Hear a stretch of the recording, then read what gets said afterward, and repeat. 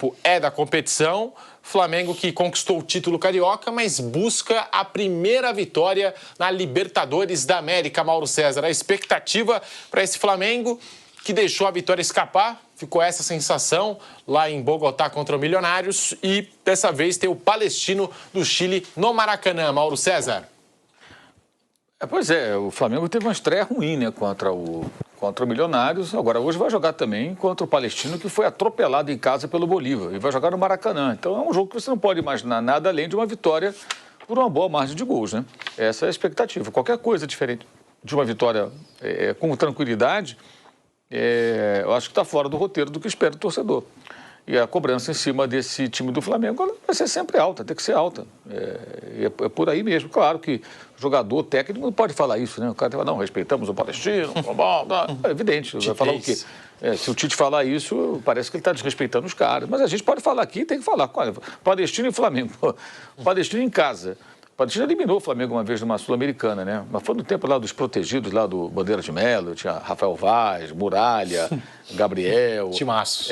Tinha Márcio Araújo, aquela turma toda. Agora é diferente, pô. Com esse elenco atual, o Flamengo jogar com o Palestino, que demonstrou fragilidade já na estreia, perdendo em casa pro Bolívar. Não foi na altitude, foi no Chile, pô.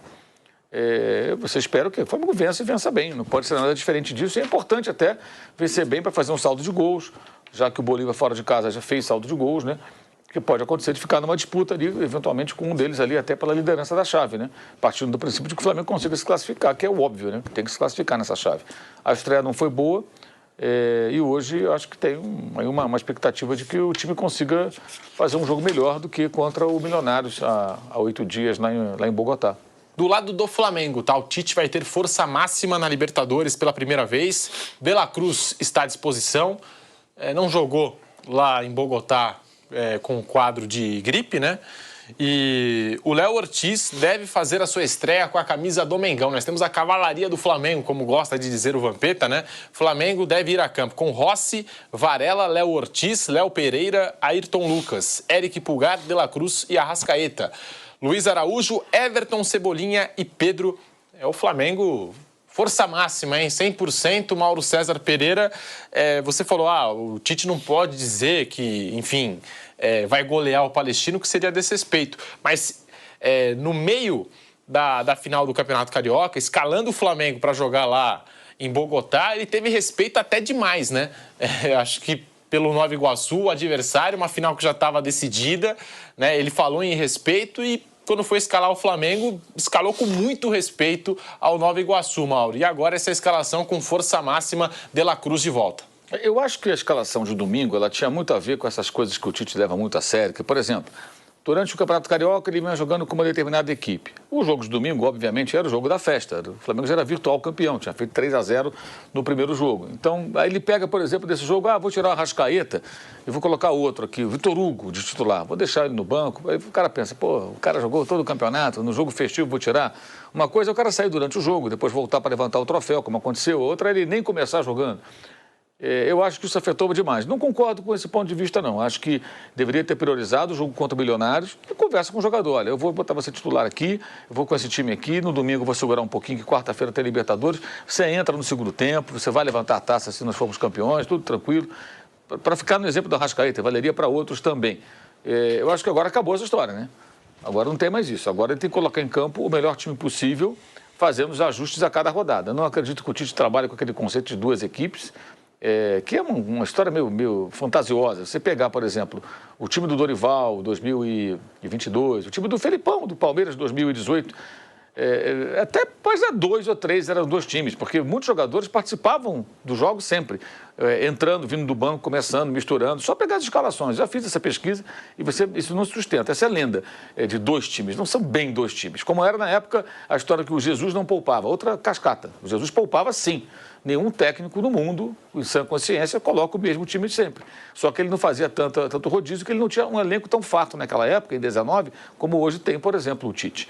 E não por acaso o português, à época, pediu contratações para poder ter um leque maior de opções. Acabou que ele ficou pouco tempo, veio a pandemia, acabou voltando para Portugal, essa coisa toda, que todo mundo conhece a história. Mas eu acho que agora acabou. Ele tem que, pelo perfil do Tite, imagino que ele vai escalar rodada a rodada, jogo a jogo, nas diferentes competições. Serão 3 a partir de maio, porque começa a participação dos times que estão na Libertadores na Copa do Brasil. Domingo já tem a estreia no Brasileiro. E ele vai fazendo os ajustes de acordo com o time, com o desgaste, com minutagem. Ele vai fazendo um acerto aqui, outro ali, poupa um pouquinho um, tira um pouquinho do jogo, coloca outro. Mas ele vai ter ali aquela espinha dorsal.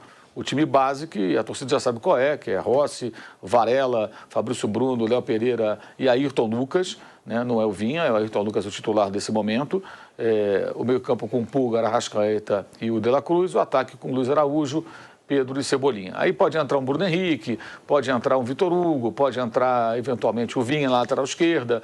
Tem o Léo Ortiz que em algum momento vai jogar, e eu acho que quando começar a jogar e se estiver adaptado, vai ganhar posição. Acho que naturalmente vai acabar acontecendo, pela característica dele, acho que ele vai se impor ali, uma questão acho que de tempo, e as coisas vão seguir. E todo mundo vai jogar, porque jogo aqui não falta, é meio de semana, fim de semana, sem parar.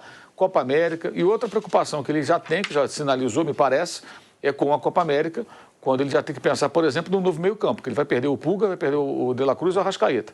Então ele tem que pensar no meio-campo. A priori seria Igor Jesus, Alan e Gerson. É um bom meio-campo. O Igor Jesus precisa ser mais aprovado.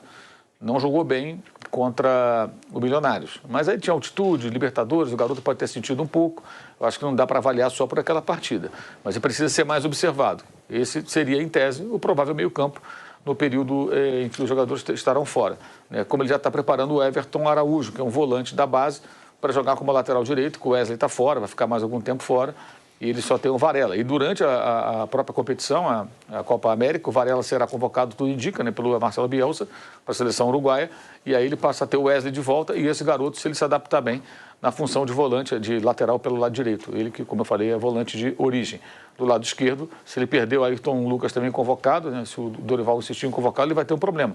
Porque o Vinha sempre é convocado, é o lateral, geralmente o titular do Bielsa tem sido o Vinha, mais do que o Piquerez, está jogando mais vezes no time do Uruguai. Então, ele tem essa preocupação também. Esses jogos, eu acho que serão também importantes para que, aos poucos, ele observe o comportamento de alguns jogadores para saber até que ponto pode contar com eles jogando regularmente, como titulares durante um período aí de 9 partidas, nesse absurdo, nessa bizarrice, nessa excrescência que é manter o campeonato rolando, as competições nacionais rolando durante mais de um mês, enquanto acontece a Copa América. Isso é o fim da picada, isso é uma coisa ridícula e que acontece sempre. E aí, por isso que eu acho engraçado, Aí tem liga, não sei o quê. Alguns clubes tentaram, junto à CBF, que ela fizesse um ajuste no calendário, outros não. Por que outros não vão? Porque para eles, que não têm jogadores convocados, é interessante. De repente eu pego aí um time desfalcado. Então ninguém está preocupado com qualidade de campeonato, com questão esportiva, porcaria nenhuma. Está todo mundo preocupado em se aproveitar. Então, isso aí, o cara pensa assim, isso aí é ridículo? Claro que é ridículo. Você vai desfalcar um time